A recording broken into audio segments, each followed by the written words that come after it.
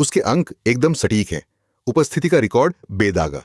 शिक्षक उसे आदर्श छात्रा बताते हैं, विनम्र, अनुशासित, ऐसी लड़की जो सिर्फ कक्षा में मौजूद रहकर ही उस कक्षा को बेहतर बना देती है। वह स्वयं सेवा करती है, वह पढ़ती है, हर शाम ठीक उसी समय घर लौटती है, एक साफ सुथरे घर में, घर के पके भोजन के पास, उस माँ के पास जो गर्म मुस्कान के साथ उसका दिन पूछती है, सच्ची रुचि के साथ। गिल सोमयुंग के जीवन की हर चीज सही दिखती है, तराशी हुई, निष्कलंक, और फिर उसका भाई डूबा हुआ पाया जाता है। और एक विचार सोमयंग के मन में प्रवेश करता है, जिसे वह न हटा सकती है, न तर्क से दूर कर सकती है, न ही उन व्यवस्थित श्रेणियों में बंद कर सकती है जिन्होंने उसके पूरे अस्तित्व पर शासन किया है। मुझे लगता है मेरी माँ एक हत्यारिन है। यह है लाइक मदर लाइक डॉटर, एक कोरियाई मानहवा जिसका नाम है डॉग दालमिन डाल। और यह उन सबसे खामोश रूप से डरावनी कहानियों में से एक है जिसे मैंने इस चैनल पर कभी कवर किया है। मानवा रीकैप वॉल्ट में आपका फिर से स्वागत है। आज हम कुछ ऐसा देख रहे हैं जिसमें कोई तलवारें नहीं हैं, कोई सिस्टम्स नहीं, कोई डंजन्स नहीं, कोई रिग्रेशन नहीं। यह एक मनोवैज्ञानिक थ्रिलर है, पूरी तरह घरेलू दायरे में बंधी हुई। एक बेटी की कहानी, एक माँ की कहानी, और उस भयानक दूरी की कहानी जो एक परिवार के बाहरी रूप और बंद दरवाजों के पीछे की असलियत के बीच होती है। अगर आपने कभी सोचा है कि सच्ची अपराध कथा कैसी दिखेगी अगर उसे भावनात्मक बारीकी की, सर्जिकल सटीकता वाले किसी कलाकार ने बनाया हो, तो यही है वह कहानी। एक्चुअली मुझे आपको उस दुनिया का वर्णन करने दीजिए जिसमें गिल सोमयुंग रहती है, क्योंकि उसके जीवन की संरचना को समझना यह समझने के लिए जरूरी है कि यह डर इतना असरदार क्यों है। सोमयुंग हर मापने योग्य पैमाने पर एक असाधारण छात्रा है। उसके अंक उसे लगातार कक्षा के शीर्ष पर रखते हैं। उसकी आचरण रिपोर्ट बेदाग है। वह पाठ्येतर गतिविधियों में उस शांत समर्पण के साथ हिस्सा लेती है जो ध्यान नहीं, सम्मान आकर्षित करता है। वह दिखावटी नहीं है, वह सामाजिक तितली नहीं है, वह बस भरोसेमंद रूप से, अटूट रूप से हर काम में अच्छी है। यह संयोग नहीं है, सोमयुंग की मां ने इसे गढ़ा है। उसकी बेटी के जीवन के हर पहलू को एक माली की जुनूनी ध्यान से सजाया, छांटा और बनाए रखा गया है।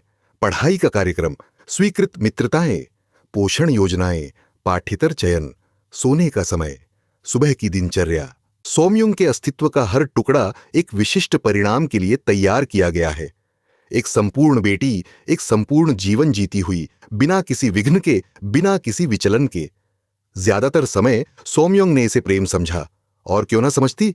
उसकी मां चौकस है, उसकी मां हाजिर है, उसकी मां सही सवाल पूछती है, सही प्रोत्साहन देती है, बाधाओं को हटा देती है इससे पहले कि सोमयुंग उन्हें बाधा के रूप में पहचाने भी। किसी भी बाहरी पैमाने से यह एक आदर्श अभिभावक है, लेकिन इस संपूर्णता में एक गुण है जिसे मानवा असाधारण सूक्ष्मता से व्यक्त करती है। एक तनाव, एक कठोरता। घर सिर्फ साफ नहीं है, वह जाप बंजर वार है। दिनचर्याएं सिर्फ सुसंगत नहीं हैं, वे अनिवार्य हैं। जब सोमयुंग रास्ते पर चलती है तो उसकी मां की आवाज में गर्माहट होती है, और उसका एक प्रतिरूप भी है जिसे सोमयुंग ने लगभग कौशिकीय स्तर पर पहचानना सीख लिया है। वह खामोशी जो तब उतरती है जब वह रास्ते से हटती है। वह खामोशी ही इस कहानी की पहली भाषा है। शब्द नहीं, अनुपस्थितियां। वे बातें जो कही नहीं जाती, वे प्रतिक्रियाएं जो होनी चाहिए थीं और नहीं है, वे क्षण जहां कोई सामान्य माता पिता निराशा, क्रोध या नाराजगी जाहिर करते, और इसके बजाय बस कुछ नहीं है, एक पुनः समायोजन। और फिर गर्माहट लौट आती है, मानो विचलन कभी हुआ ही नहीं। सोमयुंग इस खामोशी के अंदर बड़ी हुई है। उसने इसमें चलना उसी तरह सीखा है जैसे कोई व्यक्ति अंधेरे में घर में चलना सीखता है। स्मृति से, सहज ज्ञान से, इस तीव्र चेतना से कि किनारे कहाँ हैं। वह जानती है किन विषयों से बचना है। वह जानती है कौन से सवाल नहीं पूछने हैं। वह जानती है कि व्यवस्था को बिगाड़ने की गनीमत किसी पारंपरिक अर्थ में दंड नहीं है। यह कुछ अधिक सूक्ष्म और अधिक विनाशकारी है। यह उस एकमात्र प्रेम का छिन जाना है जिसे उसने कभी जाना है। सोमयुंग का एक भाई है, था एक भाई। यह महत्वपूर्ण है, सिर्फ कथानक के लिए नहीं, परिवार की संरचना के लिए, क्योंकि एक ऐसे घर में जहां संपूर्णता ही एकमात्र स्वीकार्य अवस्था है, एक भाई बहन एक चर का प्रतिनिधित्व करता है। एक और व्यक्ति अपनी जरूरतों के साथ, अपने व्यवहार के साथ, स्क्रिप्ट से भटकने की अपनी क्षमता के साथ, और फिर वह डूबा हुआ पाया जाता है। आधिकारिक कथा साफ है, एक दुर्घटना, एक त्रासदी, ऐसी चीज जो होती है और एक परिवार को तबाह कर देती है और जो किसी की गलती नहीं है। समुदाय सहानुभूति से प्रतिक्रिया करता है। पड़ोसी खाना लाते हैं, शिक्षक असाइनमेंट पर रियायत देते हैं। सामाजिक करुणा की मशीनरी परिवार के चारों ओर सक्रिय हो जाती है और बाहर से शोक प्रक्रिया वैसी ही दिखती है जैसी होनी चाहिए। लेकिन सोमयुंग घर के अंदर है और घर के अंदर कुछ गलत है। शोक सही नहीं दिखता। ऐसा नहीं कि उसकी मां रोती नहीं, वह रोती है। ऐसा नहीं कि उसकी मां शोक नहीं मनाती, ऐसा प्रतीत होता है कि वह मनाती है। लेकिन उसमें एक ऐसा गुण है जिसे सोमयुंग नाम नहीं दे सकती, लेकिन इस निश्चितता से महसूस कर सकती है कि वह उसकी हड्डियों में सर्दी की तरह बस जाती है। समय का तालमेल बिगड़ा हुआ है। भाव एक धड़कन देर से आते हैं, मानो उन्हें किसी सूची से चुना जा रहा हो, स्वतः न उठ रहे हों। आंसू मौजूद है, लेकिन उनके ऊपर की आंखें सूखी हैं, हिसाब लगाती हुई। नुकसान से आगे बढ़कर पहले से ही कुछ ऐसी ओर बढ़ती हुई जो परेशान करने वाले रूप में राहत जैसी दिखती है। उसका भाई मुश्किल था, किसी असाधारण तरीके से नहीं। वह बस एक बच्चा था जो घर की कठोर अपेक्षाओं में स्वाभाविक रूप से ढलता नहीं था। वह सोमयुंग से ज्यादा शोरगुल वाला था, ज्यादा प्रतिरोधी। वह ऐसा बच्चा था जो कोई काम बताए जाने पर क्यों पूछता था, सीधे मानने के बजाय। उसने एक ऐसी मशीन में घर्षण ला दिया जो बिना घर्षण के चलने के लिए बनाई गई थी, और अब वह जा चुका है और मशीन और सहज चलती है। सोमयुंग किसी एक नाटकीय क्षण में अपने संदेह तक नहीं पहुंचती। यह वैसी कहानी नहीं है। एहसास तलछट की तरह जमता है, परत दर परत छोटे अवलोकन, मामूली असंगतियां, ब्यौरे जो अलग अलग कुछ नहीं मायने रखते, लेकिन मिलकर एक ऐसा पैटर्न बनाते हैं जिसे उसका तर्कशील मन नजरअंदाज नहीं कर सकता। उसकी मां ही भाई के साथ उसकी मृत्यु से पहले अंतिम व्यक्ति थी। उसकी मां के विवरण में अंतराल है, झूठ नहीं, बिल्कुल नहीं, लेकिन अनुपस्थितियां, वे जगहें जहां विवरण होना चाहिए और नहीं है। उसके बाद के दिनों में उसकी मां का व्यवहार सिर्फ संयत नहीं है, वह व्यवस्थित है, पद्धतिगत। मानो शोक एक भावना न होकर एक प्रबंधन योग्य परियोजना हो। और तब विचार आता है, चुपचाप, बिना नाटक के, बिना किसी संगीतमय आघात या नाटकीय पैनल के। मुझे लगता है मेरी मां ने मेरे भाई को मारा। मुझे लगता है मेरी मां ने मेरे भाई को इसलिए मारा क्योंकि वह उस संपूर्ण जीवन में बाधा डाल रहा था जो उसने मेरे लिए रचा है। मुझे लगता है मेरी मां एक हत्यारिन है। लाइक मदर लाइक डॉटर को असल में असाधारण क्या बनाता है, वह आगे जो होता है, क्योंकि सोमयुंग अपनी मां का सामना नहीं करती। वह पुलिस के पास नहीं जाती। वह किसी मित्र, शिक्षक या परामर्शदाता पर भरोसा नहीं करती। वह जांच करती है, चुपचाप, पद्धतिगत रूप से, उसी अनुशासित सटीकता से जो उसे एक संपूर्ण छात्रा बनाती है, और यही मानवा दम घोंटने वाली बन जाती है, सबसे अच्छे संभव अर्थ में। क्योंकि सोमयुंग को अपनी जांच उसी घर के अंदर रहकर करनी होगी जिसमें वह व्यक्ति रहता है जिसकी वह जांच कर रही है। उसके सामने भोजन करते हुए, होमवर्क में मदद स्वीकार करते हुए, शुभ रात्रि कहते हुए, एक प्यारी बेटी मां रिश्ते के अनुष्ठान निभाते हुए, जबकि भीतर ही भीतर सबूत इकट्ठा करते हुए कि जिस स्त्री ने उसे पाला है उसने अपने ही बेटे की हत्या की हो सकती है। यह दोहरा अभिनय देखना तकलीफ देह है। सोमयुंग और उसकी मां के बीच हर बातचीत इतनी सघन उपपाठ से लदी हुई हो जाती है कि लगभग असहनीय हो जाती है। एक साधारण सवाल, आज स्कूल कैसा रहा, एक पूछताछ का भार ढोता है। रात के खाने पर एक रोजमर्रा की टिप्पणी एक परीक्षण बन जाती है। क्या उसकी मां टटोल रही है कि सोमयुंग को कुछ संदेह तो नहीं? क्या गर्माहट सच्ची है या रणनीतिक? क्या प्यार असली है या यह एक नियंत्रण प्रोटोकॉल है? सोमयुंग पीछे मुड़कर देखना शुरू करती है, सिर्फ अपने भाई की मृत्यु पर नहीं, बल्कि उन सभी असुविधाजनक लोगों पर जो वर्षों में उसके जीवन से बाहर निकल चुके हैं। वह दोस्त जो असहमति के बाद अचानक दूर चला गया, वह शिक्षक जिसने सोमयुंग को कम अंक देने के बाद बीच सेमेस्टर में तबादला ले लिया, वह पड़ोसी जिसने शोर की शिकायत की और फिर बस वहां रहना बंद हो गया। उस समय इनमें से कोई भी जाना संदिग्ध नहीं लगा। लोग चले जाते हैं, शिक्षक तबादला लेते हैं, पड़ोसी जगह बदलते हैं, जीवन सामान्य आने जाने से भरा है। लेकिन जब आप उन्हें सोमयुंग के जीवन के पैटर्न के साथ एक टाइमलाइन पर रखते हैं, मैकचिक, शैक्षणिक सफलता की अटूट दिशा, किसी भी निरंतर बाधा की अनुपस्थिति, हर घर्षण के स्रोत का व्यवस्थित निवारण, तो तस्वीर बदल जाती है। यह एक भाग्यशाली बेटी से बदलकर एक ऐसी बेटी की हो जाती है जिसका रास्ता साफ किया गया है, जानबूझकर, स्थायी रूप से। मनवा काफी लंबे समय तक सौम्युंग के संदेहों की पुष्टि या खंडन नहीं करती।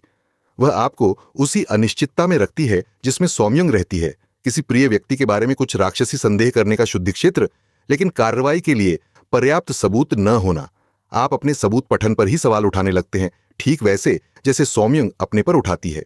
क्या वह ऐसे पैटर्न देख रही है जो हैं ही नहीं? क्या शोक उसकी धारणा को विकृत कर रहा है? क्या मां बस एक तीव्र नियंत्रक अभिभावक है जिसका व्यवहार सिर्फ इसलिए अशुभ लगता है क्योंकि सौम्युंग अशुभ की तलाश में है? यही अस्पष्टता पूरी कथा का इंजन है और मनहवा इसे असाधारण अनुशासन के साथ चलाती है, कभी आसान उत्तरों में नहीं ढहती। यहां वह बात है जो इस कहानी को प्लेटफॉर्म की किसी भी हॉरर मानवा, किसी भी थ्रिलर, किसी भी प्रतिशोध कथा से अलग बनाती है। प्रतिनायक किसी ऐसी तरह बुरा नहीं है जिसे आसानी से वर्गीकृत किया जा सके। सौम्युंग की मां अपनी बेटी से प्रेम करती है, यह सवाल नहीं है। प्रेम दिखाई देता है, छूने योग्य है, हर बातचीत में मौजूद है। वह भोजन तैयार करने के लिए जल्दी उठती है। वह सौम्युंग की पढ़ाई की सामग्री देखने के लिए देर तक जागती है। वह हर स्कूल कार्यक्रम में जाती है। वह अपनी बेटी की हर पसंद, हर चिंता, हर महत्वाकांक्षा का हर ब्यौरा याद रखती है। हर पारंपरिक परिभाषा से वह एक समर्पित मां, वह संभवतः बहुत हद तक बढ़ती हुई निश्चितता से एक ऐसी स्त्री भी है जो अपनी बेटी के लिए बनाए गए जीवन की रक्षा हेतु हत्या कर देगी। और मनहवा आपको इन दोनों चीजों को अलग करने नहीं देती। वह आपको प्रेम को नाटक मानकर खारिज करने या मां को एक खलनायिका तक सीमित करने नहीं देती। वह दोनों है, एक साथ, पूरी तरह।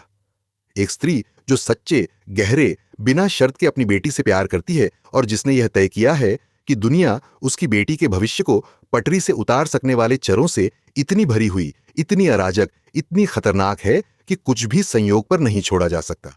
वह पागल नहीं है, वह भ्रम में नहीं है। वह एक ऐसी स्त्री है जिसने ऐसी गणना की है जिससे ज्यादातर लोग पीछे हटेंगे, लेकिन जिसका आंतरिक तर्क, और यही सबसे परेशान करने वाली बात है, सुसंगत है।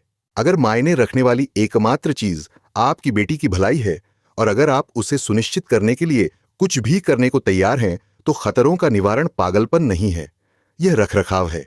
यही फ्रेमिंग मनहवा को एक अच्छी थ्रिलर से कुछ सच में साहित्यिक बना देती है, क्योंकि यह आपको एक राक्षस के तर्क को समझने की असुविधा में बैठने पर मजबूर करती है। उससे सहमत नहीं होने पर, समझने पर और पहचानने पर, एक ऐसे डर के साथ जो शांत और लगातार है कि प्रेम और विकृति के बीच की दूरी हमेशा उतनी विशाल नहीं होती जितनी हम मानना चाहेंगे। सौम्युंग दीवारों या तालों से नहीं, स्नेह से कैद है। आप किसी ऐसे व्यक्ति से कैसे बचेंगे जो आपसे इतनी पूर्णता से प्रेम करता है? आप एक ऐसे शत्रु से कैसे लड़ेंगे जो सच में मानता है कि उसने जो कुछ भी किया है आपके लिए किया है? आप ऐसे किसी की निंदा कैसे करेंगे जिसका एकमात्र अपराध उसके अपने हिसाब से अपनी बच्ची से बहुत ज्यादा प्रेम करना है? इस गतिशीलता की मनोवैज्ञानिक जटिलता असाधारण है। सौम्युंग अपनी मां पर संदेह करने का अपराध बोध महसूस करती है। वह उस जीवन के लिए कृतज्ञता महसूस करती है जो उसकी मां ने उसे दिया है। वह उस जीवन की संभावित कीमत पर रोष महसूस करती है। वह एक ऐसे भाई के लिए शोक महसूस करती है जो शायद इसलिए मारा गया ताकि उसका रास्ता साफ रहे। और ये सभी भावनाएं एक साथ रहती हैं बिना समाधान के, एक ऐसा आंतरिक परिदृश्य बनाते हुए जो जॉनर की किसी भी चीज जितना ही तप्त है। ये वह कहानी नहीं है जहां नायिका सबूत इकट्ठा करती है, खलनायक का सामना करती है और न्याय पाती है। यह एक बेटी के धीरे धीरे यह समझने की कहानी है कि जिस व्यक्ति ने उसे बनाया है वही वह व्यक्ति भी है जिसे उसे शायद नष्ट करना होगा, और उस ज्ञान का असहनीय भार।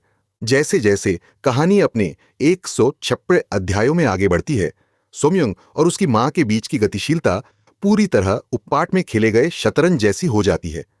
सौम्युंग की जांच और जानबूझकर होती जाती है।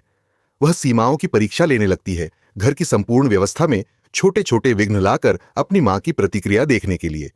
ऐसे किसी से दोस्ती जिसे उसकी मां ने जांचा नहीं है, अंकों में हल्की गिरावट, किसी पाठ्येतर गतिविधि से अस्पष्ट अनुपस्थिति, हर विचलन एक जांच तार है इस सीमा को नापने के लिए जिस पर उसकी मां की संरक्षक प्रवृत्तियां सक्रिय होती हैं, और उसकी मां प्रतिक्रिया देती है, क्रोध से नहीं, टकराव से नहीं, समायोजन से, सोमयुंग के चारों ओर के वातावरण में सूक्ष्म, लगभग अदृश्य सुधार।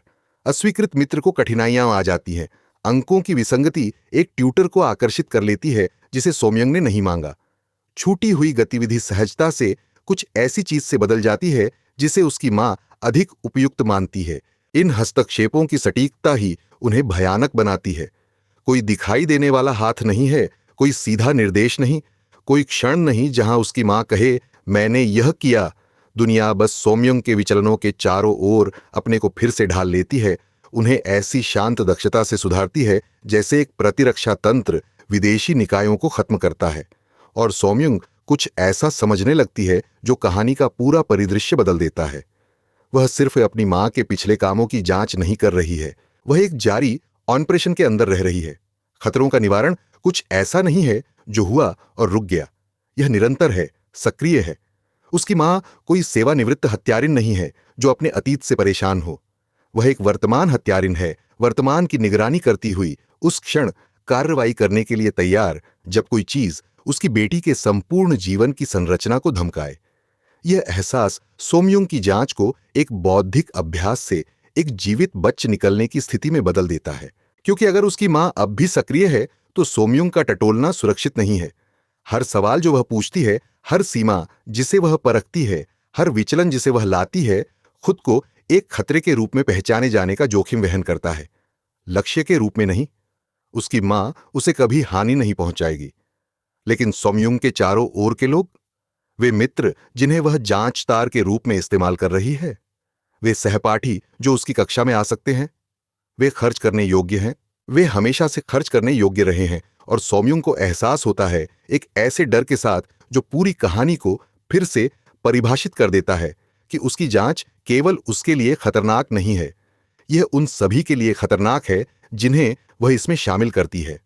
वह एक बारूदी सुरंग वाले मैदान में खड़ी एक लड़की है, उस व्यक्ति को ढूंढने की कोशिश कर रही है जिसने सुरंगें बिछाई, यह जानते हुए कि उसका हर कदम किसी और के पैरों के नीचे एक सुरंग दाग सकता है। लाइक मदर, लाइक डॉटर, डोग दालमंटल नावर वेबटून पर कोरियाई में उपलब्ध है और रोलिया स्कैन पर फैन अनुवादों के माध्यम से। इसके अभी 156 से अधिक अध्याय हैं और यह अब भी जारी है। मैं इस बारे में सीधा होना चाहता हूं कि यह मनहवा क्या है और क्या नहीं है। यह एक्शन नहीं है, यह तेज गति वाली नहीं है, कोई लड़ाई के दृश्य नहीं है, कोई शक्ति सिस्टम्स नहीं, कोई नाटकीय टकराव नहीं जहां नायिका छिपी हुई शक्ति को उजागर करे। यह सच्चे अर्थों में एक धीमी आंच वाली मनोवैज्ञानिक थ्रिलर है, एक ऐसी कहानी जो तमाशे से नहीं, संचय से डर पैदा करती है, जो अपने पाठकों पर भरोसा करती है कि वे असुविधा में बैठेंगे इसके बजाय कि उसे कथारसिस से सुलझाया जाए। अगर यह कुछ ऐसा लगता है जिसे आप झेल सकते हैं, और मैं यह सच में कह रहा हूं क्योंकि यह कहानी आपके साथ ऐसे तरीकों से रहती है जैसे ज्यादातर मनहवा बस नहीं रहती, तो मैं इसकी जितनी सिफारिश करूं कम है। यह माध्यम की बेहतरीन मनोवैज्ञानिक थ्रिलरों में से एक है। मानहवा सामग्री में महिला नायिका का अभाव वास्तविक है, और इस तरह की कहानियां तो ठीक यही दिखाती हैं कि उस अंतर को क्यों भरा जाना चाहिए। अगर आप इस तरह की और कहानियां देखना चाहते हैं, थ्रिलर, मनोवैज्ञानिक हॉरर, मानक फॉर्मूले से अलग महिला केंद्रित कथाएं, तो कमेंट्स में मुझे बताइए। मनहवा रिकैप वॉल्ट हर हफ्ते जॉनरे की सबसे आकर्षक कहानियां को कवर करता है। सब्सक्राइब कीजिए अगर आप अगली के लिए यहां रहना चाहते हैं। देखने के लिए धन्यवाद। अगले रिकैप में मिलते हैं।